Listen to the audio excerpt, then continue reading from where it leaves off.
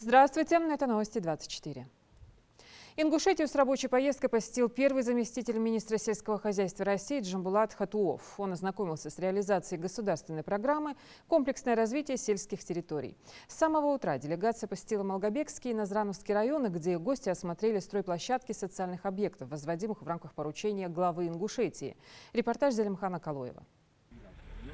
Село, которое расцветает свою рабочую поездку в регионе, первый замминистра сельского хозяйства России начал с селения Вежари. Гости проверили ход работ на всесезонной многофункциональной спортивной площадке. Строительство началось только около 2 месяцев назад, сдач планируют до конца ноября. Джамбулат Хатуов поинтересовался проектом объекта и материалами, которые будут использовать рабочие. Рядом со спорт-объектом находится общеобразовательное учреждение. Делегация направилась в среднюю школу номер 10, где сейчас проводится капремонт. В отношении к вам здесь работаешь, ты вообще все специалисты. Я старался хороших рабочих взять, проверим. В единственной местной школе на 240 мест, которую построили еще в 1995 году, учиться было невозможно. Масштабная реконструкция началась после поручения главы Ингушетии Махмуда Али Калиматова летом этого года. Систематически левое крыло нашего здания у нас закрывалось надзорными органами, потому что там были сквозные трещины. Штукатурка часто падала на голову учащихся. Я могу передать радость и своих учащихся, и педколлективов. Работы планируют завершить в конце ноября, пока детишек возят в одну из малгобекских школ. Тем временем не утихает шум и на еще одном участке, где строится дошкольное учреждение на 120 мест. Пару лет назад представить в селе собственный детский сад было чем-то нереальным. Строители сейчас работают над каркасом. В двухэтажном здании с цокольным этажом будут созданы все самые современные условия. Проинспектировали еще одно важное строящееся здание. В селе Вежари с июля возводится фельдшерско-акушерский пункт. Здесь будет более 12 кабинетов, необходимая техника и условия для медиков. Объект планируют сдать в эксплуатацию летом 2021 года. Условия здесь будет работать фельдшер, будет процедурный кабинет, перевязочный кабинет, кабинет акушера. В общем, все, что необходимо для фельдшерско-акушерского пункта. Старый ФАП находился в приспособленном помещении с 1973 года. Поэтому, конечно, это радость для всего населения и для медработников в том числе. В Вежари небольшое село, в котором проживают более 1000 человек. И все они очень рады долгожданным переменам.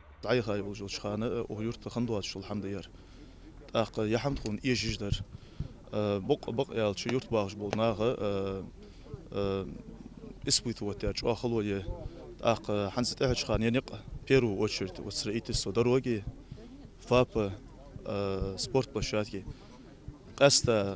قونت هنا يرت واقي كان يشجع الحمد لله يحم حدول ده يرتواش خلرا غد هذا ضاق بركل. Проверила инспекция и готовые объекты. Так, в этом году в Кантышево открылась новая школа на 540 мест. Там наверху учебные корпуса, по этому коридору еще кабинеты, мастерские и прочее. Вот. В принципе, все для того, чтобы дать образование. Замечательное настроение, с большим удовольствием работают, передают свой опыт, свои знания. Вот. Дети тоже показывают неплохие знания. Просторные учебные классы, столовая, спортзал, для детей созданы все условия. حيا условия ждики бирж бири дой ной уқсболх бежбахи хархой рязабы дишгерт бирж. Все эти объекты строятся и реконструируются в рамках госпрограммы Минсельхоза России, поэтому очевидно, что их тщательно проверяет первый замминистра сельского хозяйства России. Качество жизни, снизить бедность, повысить занятость сельчан, создать комфортные и экологически благоприятные условия для проживания на селе, обеспечить транспортную доступность и не только. Все это в рамках государственной программы «Комплексное развитие сельских территорий», которая была запущена в мае прошлого года. Она пришла на смену программе «Устойчивое развитие сельских территорий». Без внимания не остались и объекты, которые строятся в высокогорных селах региона. Джамбулат Хатуов пообщался с подрядчиками через видеосвязь. В селении Ляжги ведется строительство сразу 2 значимых объектов – дома культуры и спортивной площадки. Из-за сложного горного рельефа работы немного затянулись. Сейчас должны, по идее, вестись работы финального нанесения покрытия. Ну, по идее. А вы еще занимаетесь бетонными работами. Небольшое расставание из-за предгорья, из-за того, что местность у нас скалистая. Из-за этого еще стали на графиках. Несмотря на это, спортплощадка будет готова до конца года, как и каркасная часть нового дома культуры вместе с кровлей. Между тем, Джамбулат Хатуов поинтересовался и ходом установки модульных очистных сооружений в многоквартирных домах Джейрасского района. Оборудование, прежде чем замонтировать, нами была подготовлена площадка по технологическим чертежам, ранее скинутых, да? Значит, где пришлось здесь в полигонных условиях, как видите. Да. Значит, здесь предварительно пришлось, вырыть котлован, проработать отбойником, значит, каменная порода сплошная. Монтажные и пусконаладочные работы скоро завершатся. Запуск планируют до конца этого месяца. Джамбулат Хатуов высказал свои предложения и пожелал удачи в работе, отметив, что весь процесс будет держать на личном контроле. Зелимхан Калоев, Ахмед Гандаров, Новости 24.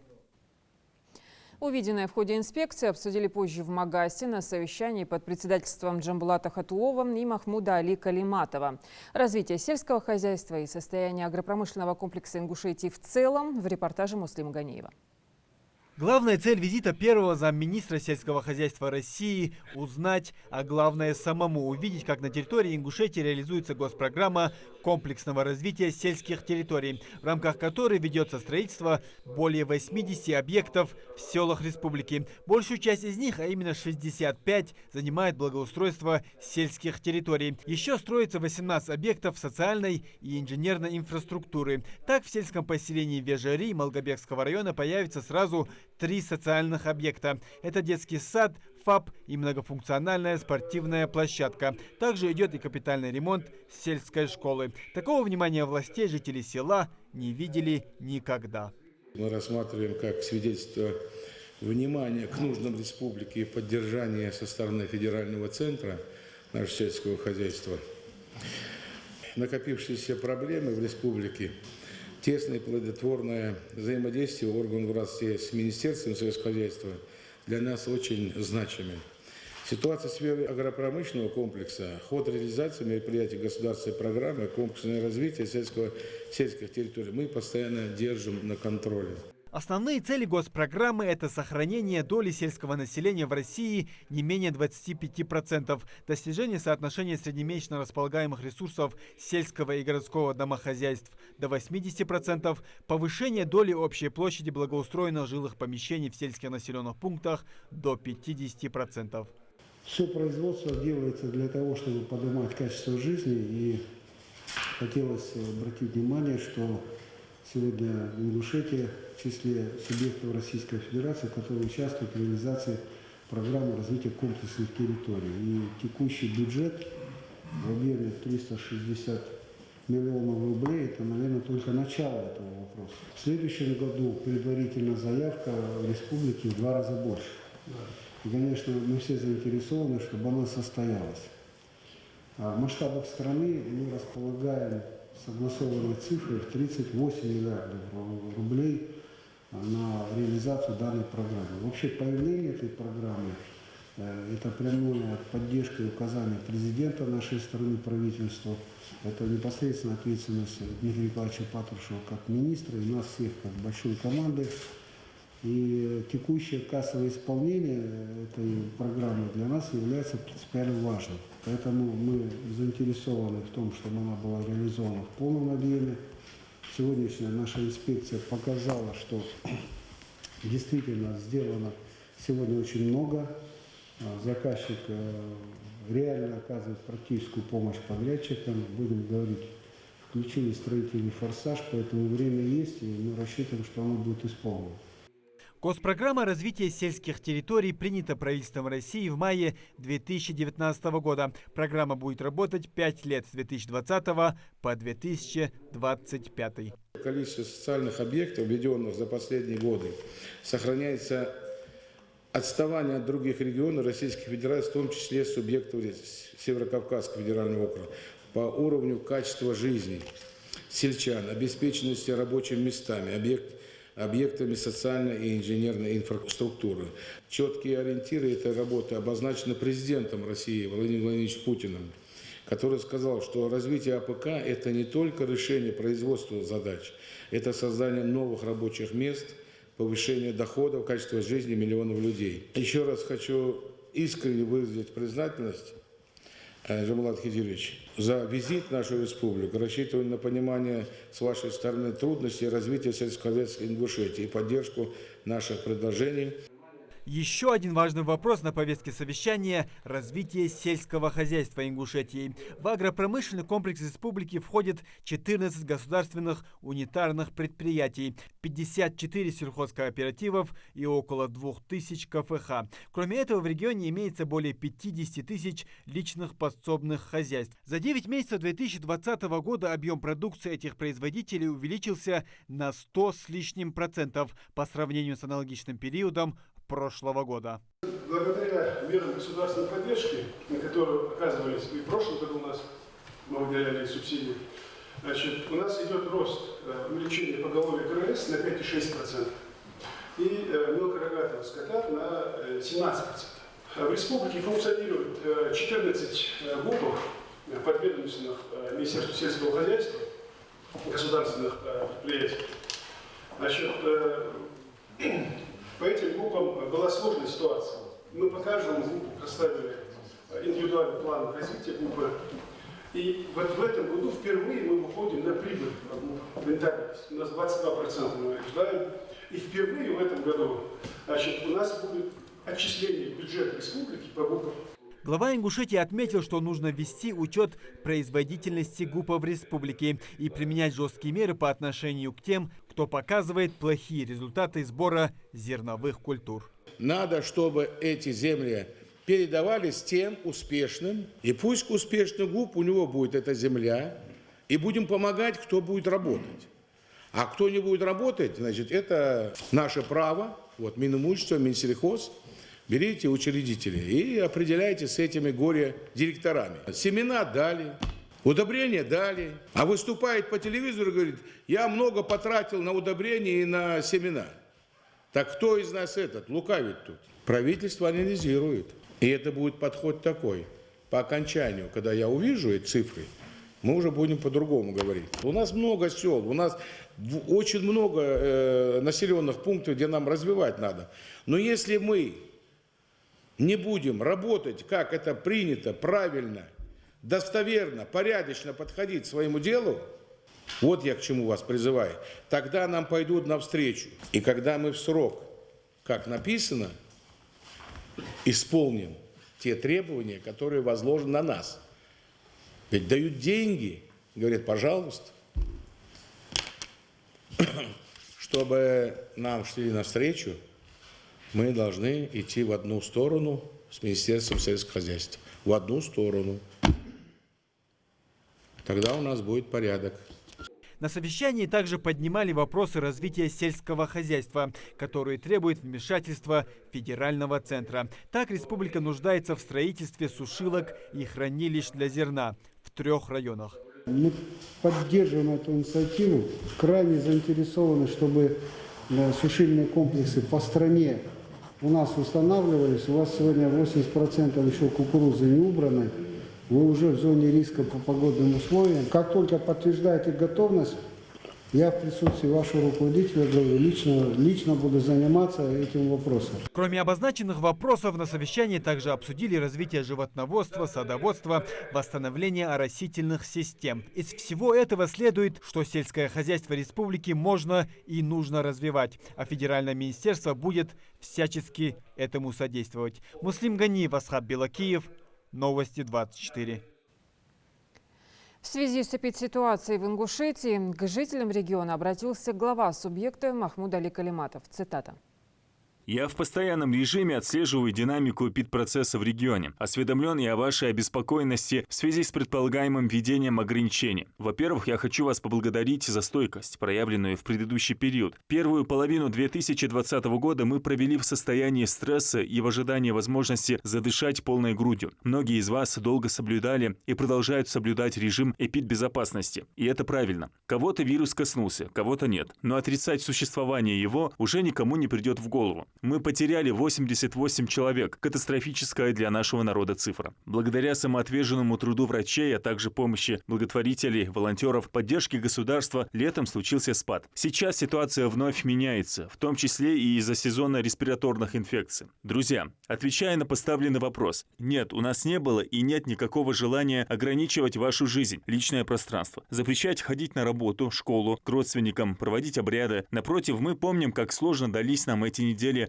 ограничения, как они отразились на психологическом фоне, качестве жизни населения, экономики. И сейчас, пока у нас еще нет очагов массового заболевания, мы можем избежать ввода всеобщих запретительных мер, ограничившись соблюдением индивидуальных. Поэтому я призываю вас к сознательности и прошу о помощи. Давайте вместе сделаем все, чтобы избежать ужесточения режима для защиты всех нас. Помните о том, что 356 человек сейчас находятся в больницах республики, 32 в тяжелом состоянии, 14 пока не могут дышать самостоятельно без ИВЛ. И о врачах, которые подвергаются колоссальной нагрузке и риску. Это тоже родные нам люди. Дорогие жители республики, живите полной жизнью. Но я очень вас прошу, строго соблюдайте все меры эпидемиологической защиты. Вернитесь к ношению масок, перчаток, пользуйтесь антисептиками, проветривайте помещения. При малейшем подозрении на недомогание вызывайте врача. Отдельно прошу людей старше 65 лет продолжать соблюдать самоизоляцию. Наша общая борьба еще не завершена. Далвуч Хамалур Долдвей.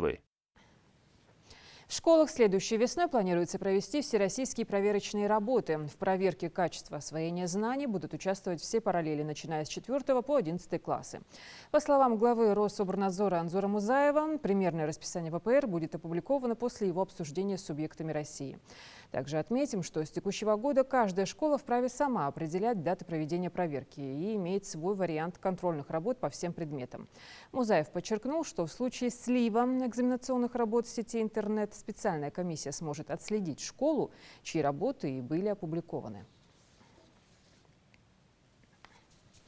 Пчелиный мор – реальность, с которой столкнулись практически во всем мире. Если Ингушетию до сих пор эта беда обходила стороной, то в последнее время пчеловоды обеспокоены гибелью и внезапным исчезновением медоносов. Что могло это спровоцировать? Муслим Ганеев поинтересовался.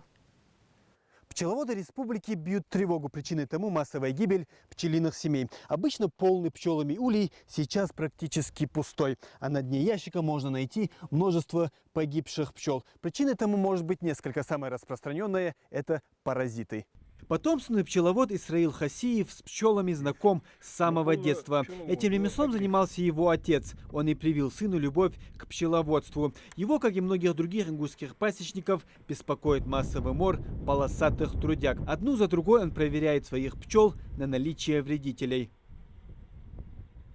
На первый взгляд может показаться, что пчелы не кусают Исраила, потому что он свой. Но это заблуждение. Дело в том, что для начала он обработал ульи специальным дымом, что делает пчел более спокойными. Да и за 30 лет опыта Исраил усвоил некоторые уроки.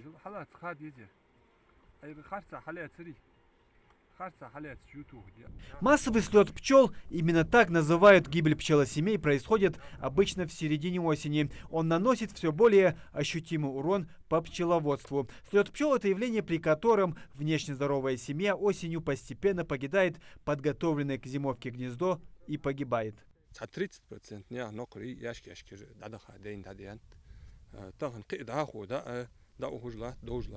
В Ингушетии чаще всего пчелы гибнут из-за воздействия клеща вароа. Эти насекомые начинают свое размножение во второй половине лета, а осенью их число достигает максимума. Этот вид клеща называют универсальным вредителем, и его негативное воздействие на пчел имеет несколько последствий. Клещ выпивает у пчелы определенное количество гемолимфы, жидкости, которая замещает кровь, чем ослабляет иммунную систему.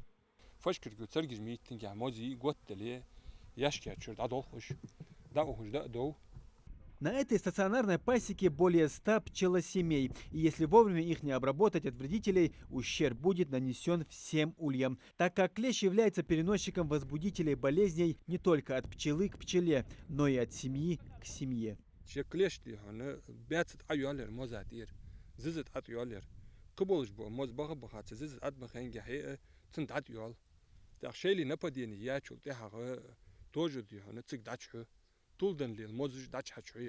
При определенных обстоятельствах клещу ворова вполне по силам так ослабить отдельные семьи, что к концу осени они перестанут существовать. Подобная ситуация может возникнуть при неграмотных действиях пчеловода, который несвоевременно обработал ульи специальным раствором.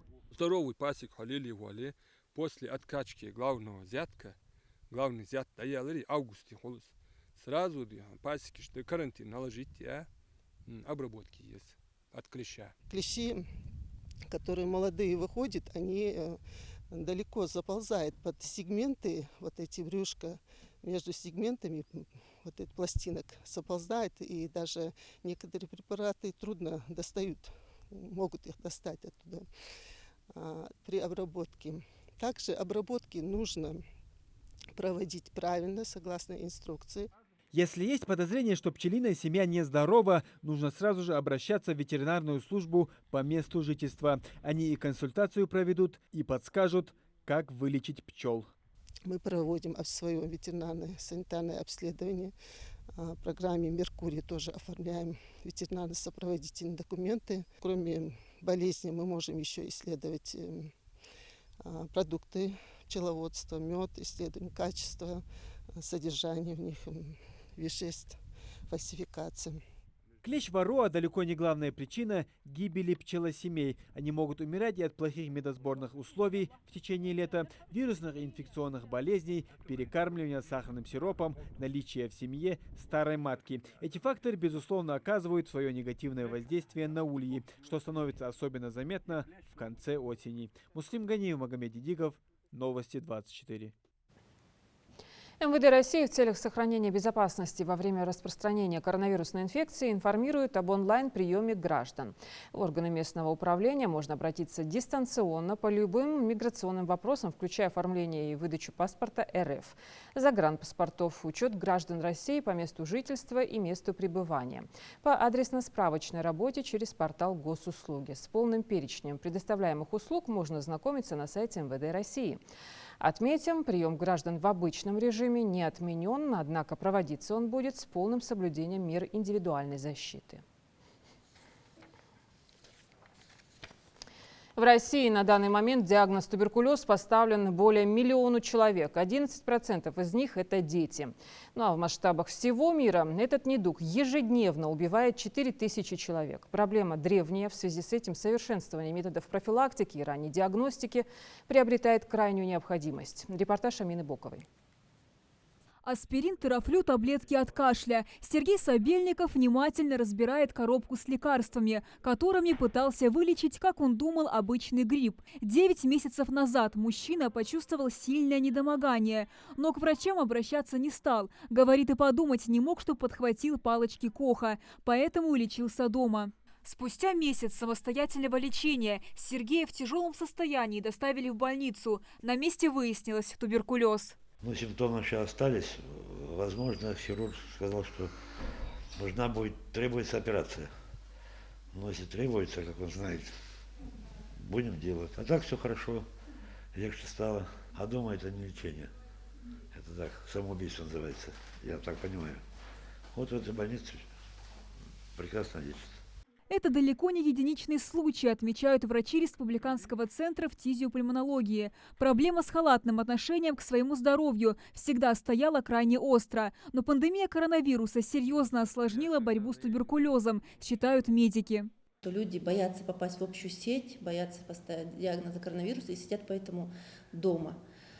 И уже, как правило, попадают к нам.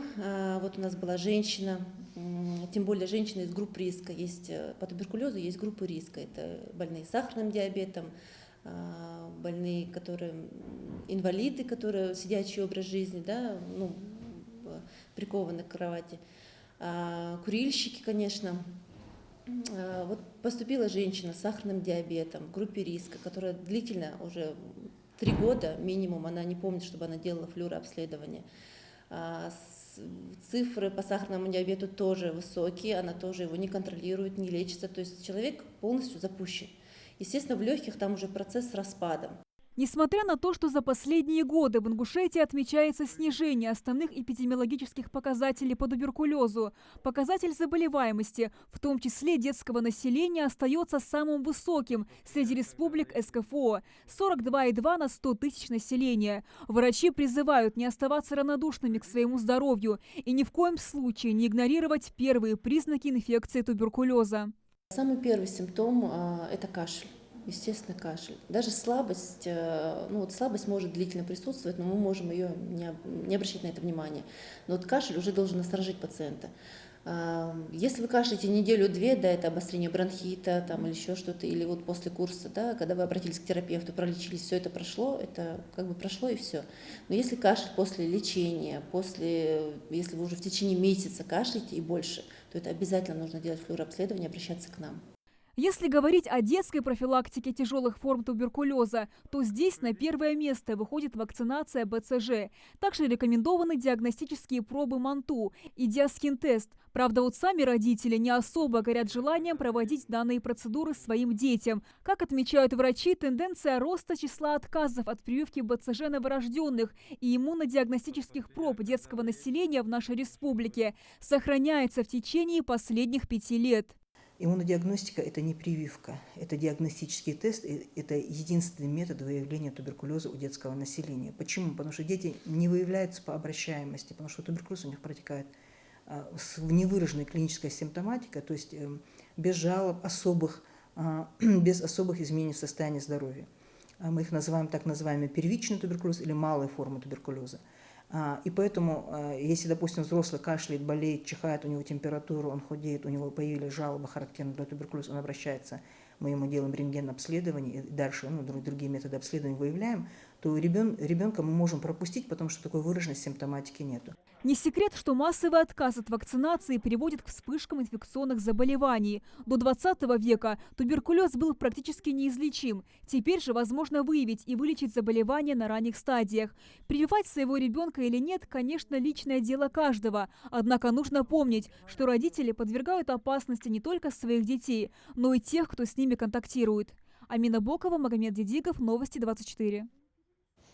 Вышли из зоны комфорта. Русский государственный музыкально-драматический театр на время сменил локацию и порадовал зрителей постановкой в горах, а точнее в Сосновом Бору.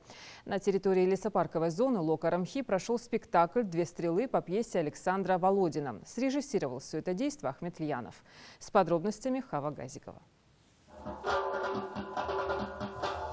Детективная история про первобытных людей буквально оживает под открытым небом, напоминая кадры из фильма. События разворачиваются вокруг убийства, которое внесло смуту в обществе. Длинный, так зовут персонажа, должен был выступить на совете племени, однако получает 2 стрелы в спину. Подозрение падает на художника, мечтателя, странного человека для того времени, которого именуют ушастым.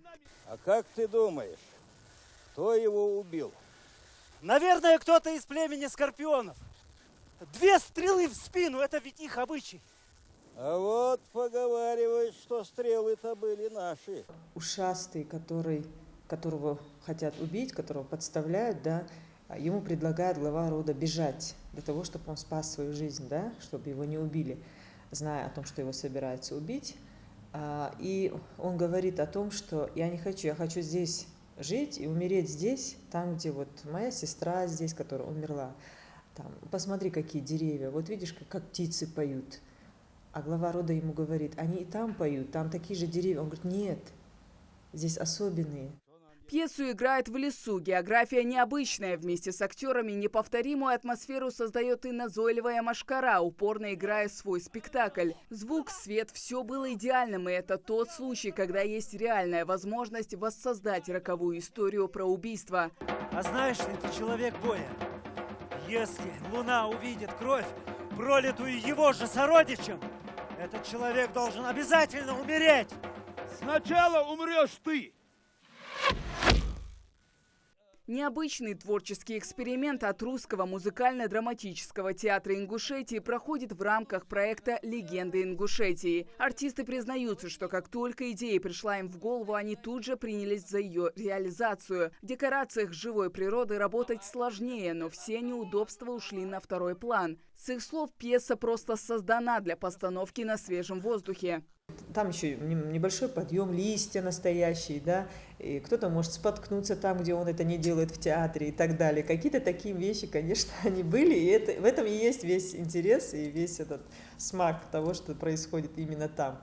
Ребята там приспособили клетку, куда там подвесить ее на деревья, и, а мы получили огромное удовольствие. Я думаю, что зритель, который был там, тоже получил большое удовольствие, потому что это было что-то новое и необычное. Спектакль в горах, как новая форма креативного искусства, гарантирует социальную дистанцию, которую так необходимо соблюдать на сегодняшний день. Под открытым небом артисты театра планируют выступить еще не раз. Хава Газикова, Магомед Дидигов. Новости 24. 3 первых, 1 второе и 4 третьих места. Очередной внушительный результат наших бойцов ММА. Файтеры участвовали во всероссийском турнире имени Кокова в Нальчике. Завоевали 1-е место в общекомандном зачете. Идрис Ижиев расскажет. При взгляде на этих молодых парней не скажешь, что всего несколько дней назад они участвовали в ожесточенных спортивных боях, завоевав немало наград. Отсутствие серьезных ссадин и синяков отнюдь не свидетельствует о легких соперниках. Напротив, в Нальчике на всероссийском турнире по смешанным боевым искусствам нашим файтерам противостояли лучшие бойцы со всей страны. Ибрагим Картоев завоевал высшую награду, одолев несколько серьезных соперников как на пути к финалу, так и в решающей схватке.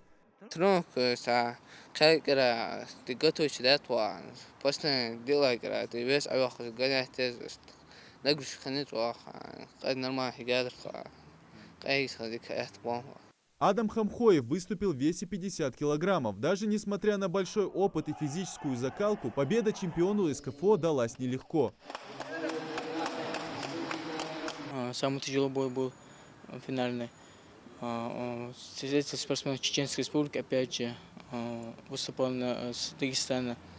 Выиграл у него 3 раунда, был, выиграл у него 3 раздельных решений судей тоже. Магомед Амин Инжиркиев также отличился на турнире. Успешно пройдя первые схватки, побеждая досрочно, он, как и Адам, шел на 1-е место. Однако полуфинальный бой оказался крайне тяжелым и травматичным.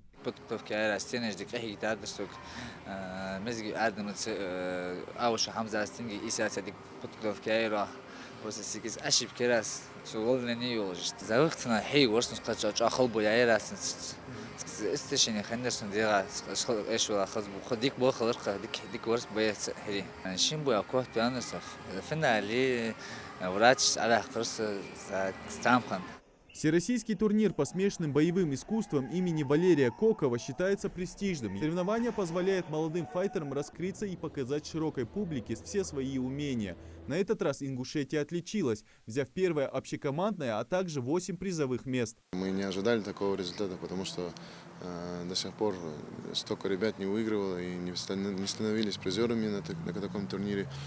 В этот раз у нас 3 первых, 1 второе и 4 третьих места.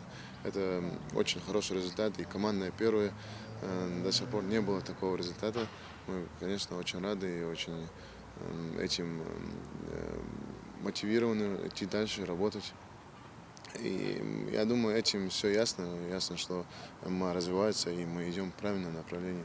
При должном подходе эксперты предрекают нашим спортсменам смешанных боевых искусств стремительный взлет, как во всероссийском, так и в мировом рейтинге. Если пандемия не сдвинет спортивное расписание, 2021 подарит Ингушетии еще больше наград в этом виде спорта. Идрис Ижиев, Асхаб Белакиев, Новости 24.